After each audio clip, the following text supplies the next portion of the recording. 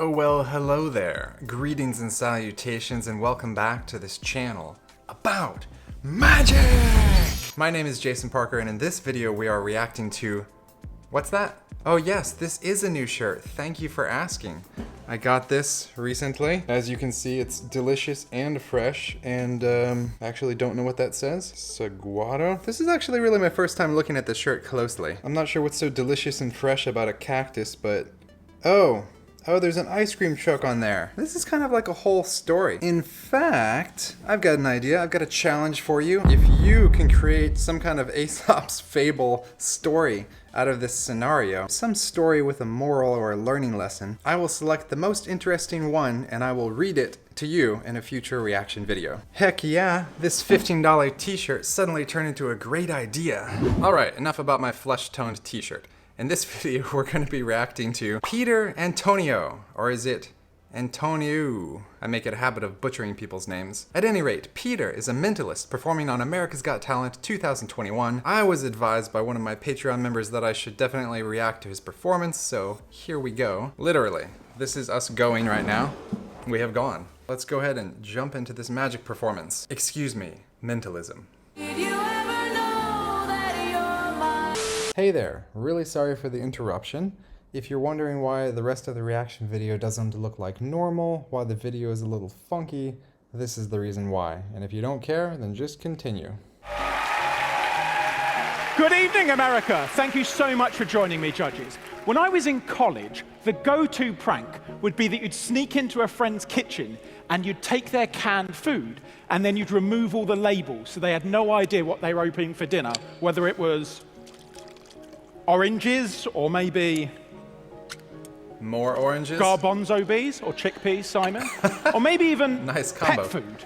Simon, on your desk there's a blindfold. Will you just check for me that you can't see through it? It's completely opaque. There's no way to see. Yeah, I can't see anything. Wonderful. I'll take that from you.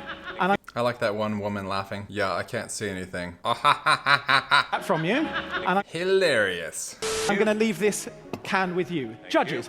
Behind you, AGT were kind enough to buy me 2,000 cans of every type of food. So in a second, I'm going to have you spread out, each grab a can, and then stand behind one of these bowls. So you'll have 5 seconds to do that, so that you don't feel like I'm watching you. I'm going to pop this blindfold on and stand over here. So you'll have 5 seconds to go and do that. So.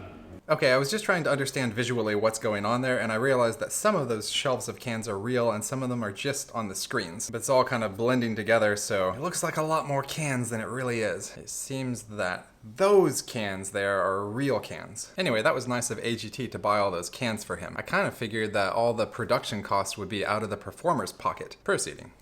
Go. 5, 4, come on everyone, 3, 2, Wow, they don't have much time to make a choice there. Hopefully you're all stood behind the bowls now. If you want to open up your cans so that you can see nice and clearly inside, it's going to be my job to psychically link with you and describe what's in those cans. So we'll start with you, Howie. Before I read your mind, it's only polite if we get to know you a little better. So what's your favorite thing to eat in the world ever? Rugula. Rugula? Mm-hmm. Delicious. And obviously rugula isn't in that can. But there is chopped tomatoes. Pour out the chopped tomatoes. Show everyone what you've got.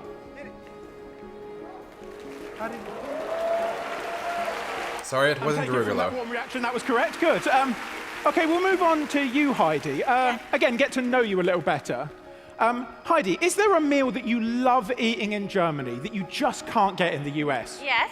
What is it? I love sauerkraut soup. Sauerkraut soup? Uh-huh. Oh, okay. I've never had sauerkraut in a soup. But obviously, in England, when we do have sauerkraut, we like to top it with a corn, which is why that you've got that in your can. Pour it out, show everyone the corn. Wow. Yes. Wonderful. Yes. Cool. And now I like bratwurst. What's a meal that your mum cooks better than anyone else in the world? Arroz con coco. Coconut rice. So, coconut rice, perfect. Thank you for translating for me. Yes.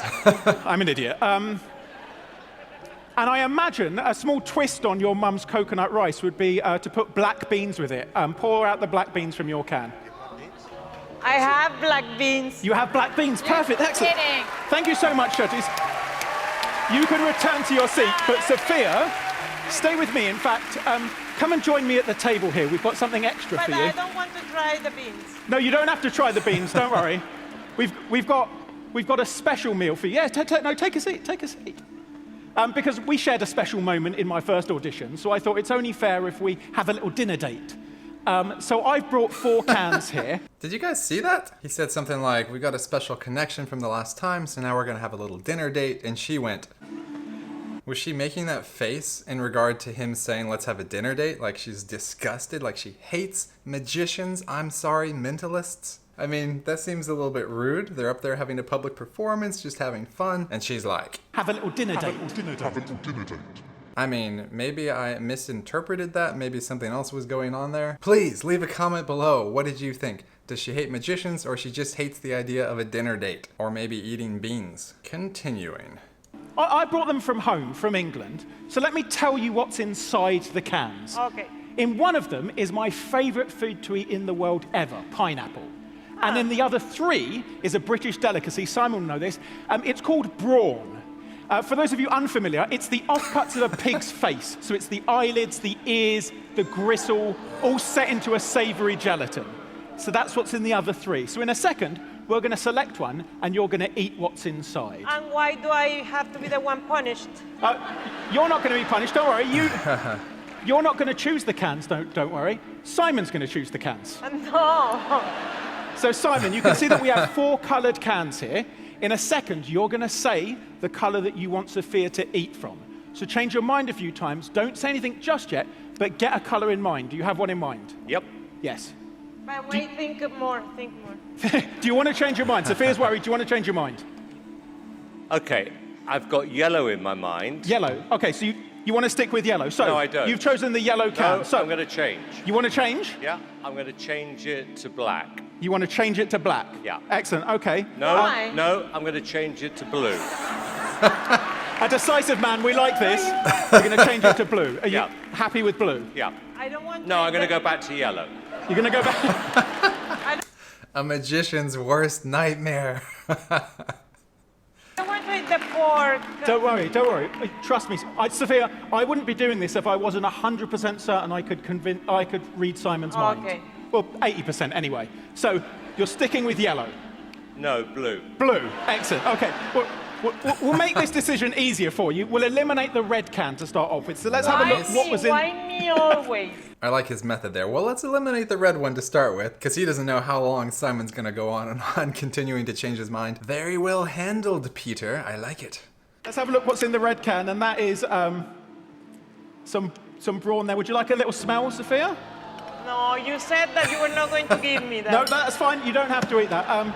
So you wanted the blue can, Simon, so you didn't want the black can. You almost chose it. You changed your mind. Let's see what's in the black can. There's some more. No. Some more brawn. No, that Still- looks even worse. It looks even worse. Okay, so you've gone with the blue can. You went yellow, blue, yellow, blue. I'm going to give you one last chance to change your mind, Simon. You'll have 3 seconds, and then the colour you say will be the final change, okay? No more changing. He's given him 3, a limitation. 2, 1. Which can Sophia going to eat from? Yellow. The yellow can. Okay, Sophia, you're going to eat from the yellow can. But I don't want you to see what's in it just yet. So will you grab the blindfold that's on the table in front of you? And give her a massive round of applause. What Massive. am I going to do? What do you think you're gonna do? I put it now? Yep, put it on. Put the blindfold on so that you can't see. No spoilers here. I mean, but I don't understand why it always has to be me.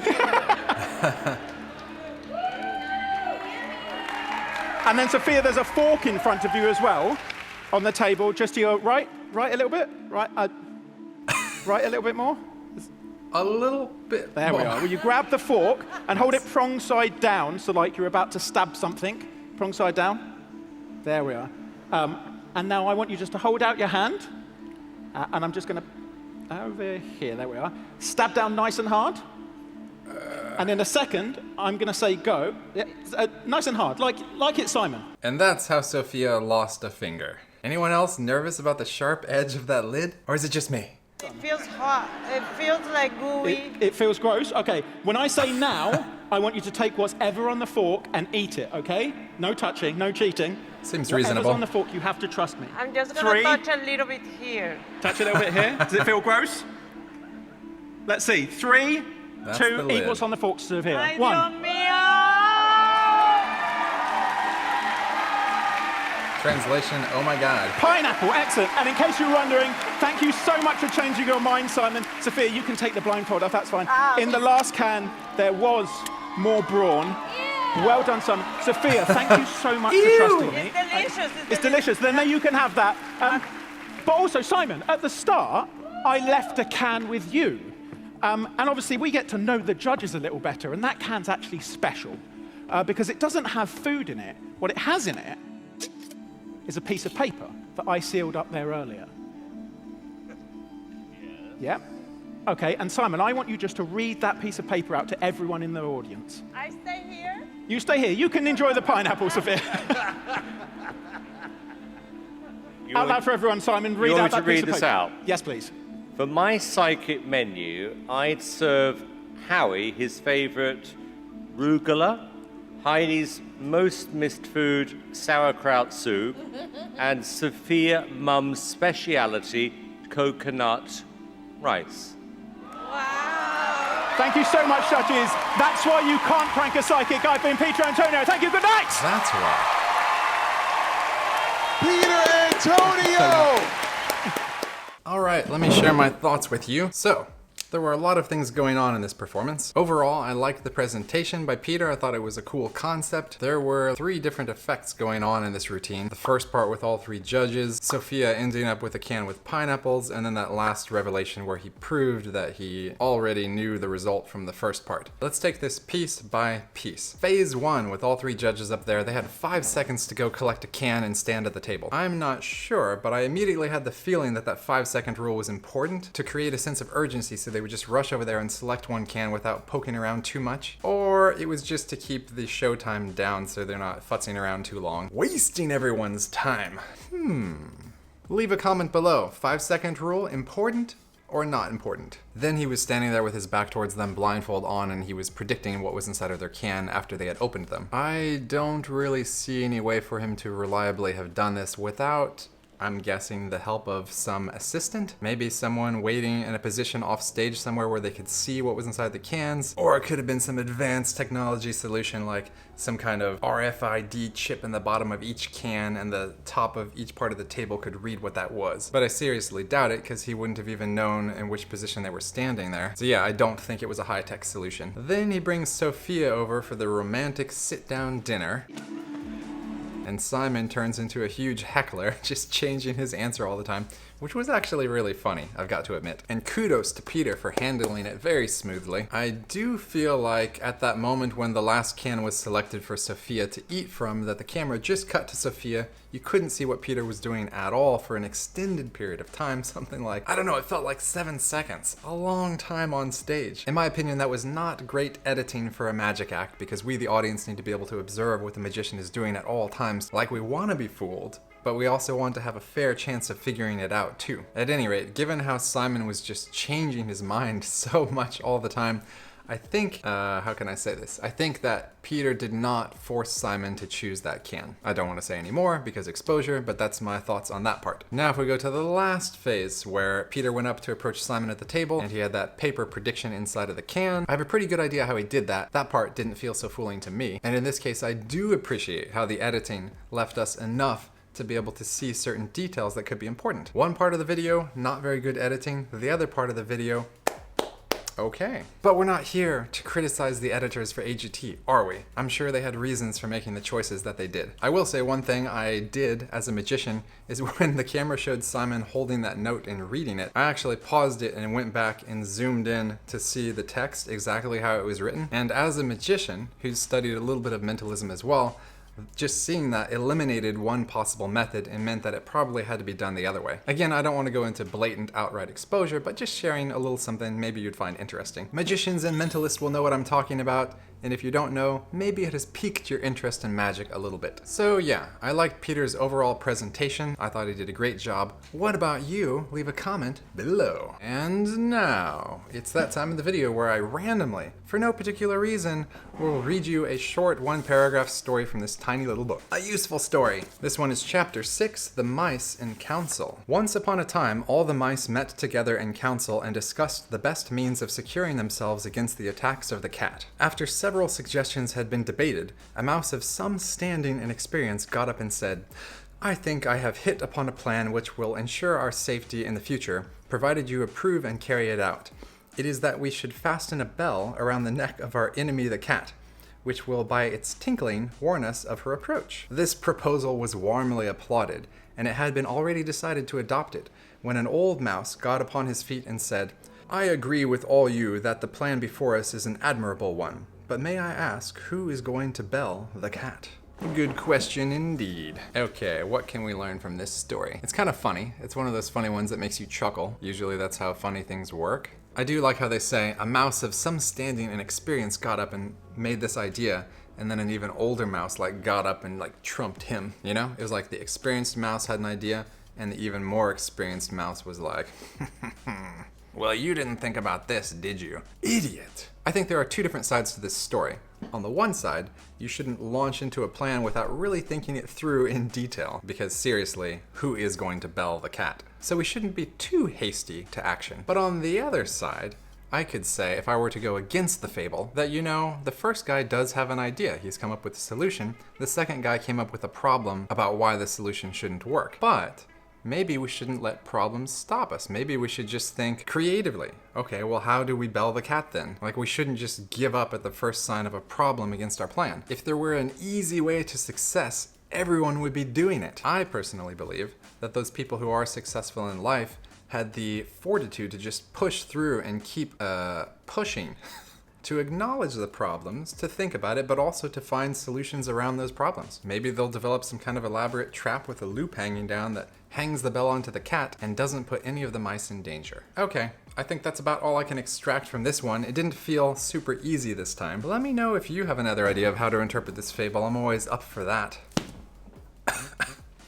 Anyways, thanks for being here and watching this video. We still have Click Intos and Leah Kyle coming up in the third of the live show semifinals, or whatever they're calling it. I feel like the rules on AGT are so fluid, it's like, whatever.